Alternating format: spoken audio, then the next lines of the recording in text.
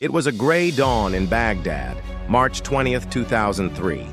The city, accustomed to the hustle and bustle of markets and the call to prayer at dawn, woke up this time to a strange roar, as if the sky itself had exploded.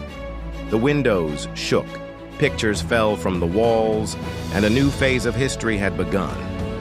The phase of invasion. In the Karrada neighborhood, Haider, a 27-year-old man, was watching the sky from the roof of his house.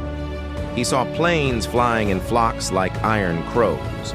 At that moment, he realized there was no way back, and that Iraq had entered a long, starless night. In the street, families were running for shelter, children screaming and women praying.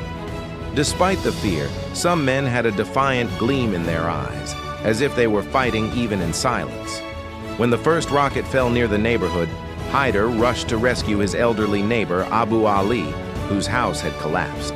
He picked up the rubble with trembling hands, blood covering his face, but his voice didn't tremble as he said, "We're here to stay, no matter what happens. Iraq will not die." On the third day, American forces entered the outskirts of the city. Tanks rolled slowly like metallic monsters, and sounds filled the air: gunfire, sirens, and people's screams. Haider carried his old rifle, inherited from his father. He wasn't a professional soldier, but he knew he wouldn't stand idly by. He joined a small group of young men fighting from the narrow alleys. Bullets sliced the air above their heads, and the dust choked their breath. With each explosion, the memory burned deeper.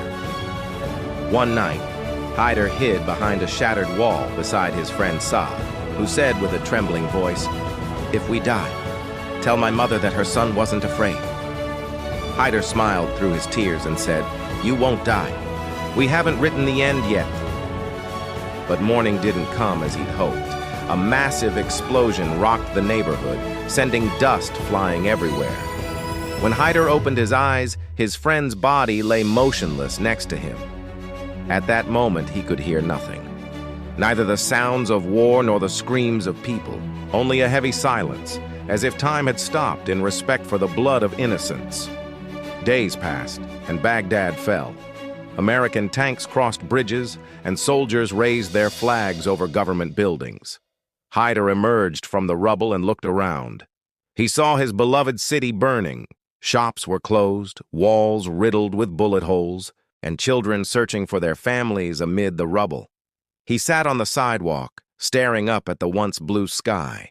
Then he raised his head and said in a hoarse voice, "Iraq will return. Even if everything is destroyed, the spirit will not be broken." As the months passed, resistance began to take shape and stories spread among the people. About a young man who stood up to a tank, a woman who hid the wounded in her house, and a child who continued to carry the Iraqi flag in the street despite the bombing. Every home in Iraq now holds a story of tears and dignity, fear and hope, death and life. As for Haider, his name became one of those whose graves were unknown. But his mother would light a candle every night and say, "He may be gone, but his voice is still here. Iraq will not die." And so, after years of darkness, that sentence remained written on school walls, whispered in people's hearts. Iraq will not be invaded. Iraq will be reborn from the ashes.